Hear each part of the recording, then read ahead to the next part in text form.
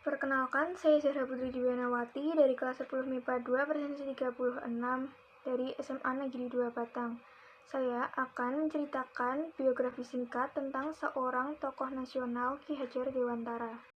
Ki Hajar Dewantara lahir dengan nama Raden Mas Suryaningrat pada 2 Mei 1889 di Yogyakarta. Terlahir di tengah keluarga bangsawan, Puro Pakualaman. Ayahnya bernama Kanjeng Pangeran Arya Suryaningrat dan ibunya Raden Ayu Sandiah. Saat genap berusia 40 tahun, Raden Mas Suryaningrat mengganti namanya menjadi Ki Hajar Dewantara, yang dimaksudkan agar beliau dapat bebas dekat dengan rakyat. Terlahir sebagai keluarga bangsawan membuatnya mendapat pendidikan yang berkecukupan. Beliau bersekolah di Els atau Sekolah Dasar Eropa Belanda. Kemudian melanjutkan pendidikannya di Stovia yaitu Sekolah Dokter Bumiputra. Namun, lantaran sakit beliau tidak menamatkan pendidikannya. Selama mengenyam pendidikan di Stovia, beliau aktif dalam organisasi sosial dan politik. Aktif dalam seksi propaganda Budi Utomo pada 1908. Kemudian, beliau bekerja sebagai penulis dan sempat menjadi wartawan di beberapa surat kabar seperti Medan Java, Kaum Muda, dan Express. Pada masanya, Ki Hajar Dewantara dikenal sebagai penulis handal. Tulisan-tulisannya sangat komunikatif, tajam, dan patriotik sehingga mampu membangkitkan semangat anti-kolonial bagi para pembacanya. 25 Desember 1912 Ki Hajar Dewantara bersama Douwes Dekker dan Dr. Cipto Mangunkusumo yang dikenal sebagai Tiga Serangkai membentuk Indispartij, partai politik beraliran nasionalisme yang bertujuan untuk mencapai Indonesia merdeka. Pimpinan pusat daripada Indispartij. Adapun Indispartij ini partai yang pertama kali Ki Hajar Dewantara juga menuliskan artikel Seandainya Aku Orang Belanda.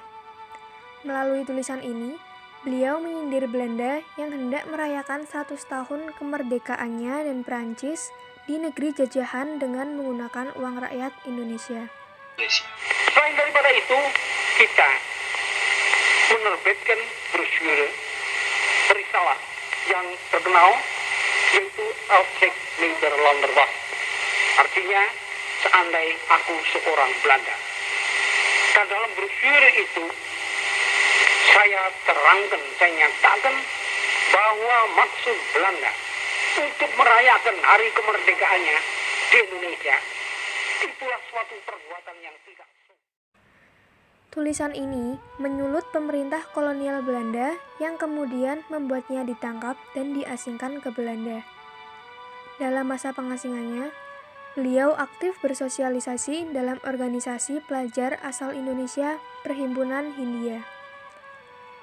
Di tahun yang sama, Ki Hajar Dewantara mempersunting Raden Ajeng Sutartinah dan juga mendirikan sebuah kantor berita yang dikenal sebagai Kantor Berita Indonesia. Sekembalinya ke tanah air pada 1919, beliau mendirikan instansi pendidikan yaitu Taman Siswa pada 3 Juli 1922 di Yogyakarta. Perguruan ini merupakan wadah untuk menanamkan rasa kebangsaan pada anak didik di Indonesia. Salah satu ajaran Ki Hajar Dewantara adalah Ping Ngarso Suntulodo di depan memberi teladan, Ping Madya Mangunkarso di tengah memberi bimbingan, Tutwuri Handayani di belakang memberi dorongan. Pada tahun 1957, Ki Hajar Dewantara mendapat gelar doktor honoris causa. 2 tahun setelahnya, beliau meninggal dunia pada 26 April 1959 di Yogyakarta pada umur yang ke-69 dan dimakamkan di Taman Wijaya Brata. Ki Hajar Dewantara dianggap sebagai bapak pendidikan dan diangkat sebagai pahlawan Indonesia yang diperingati setiap tanggal 2 Mei sebagai Hari Pendidikan Nasional.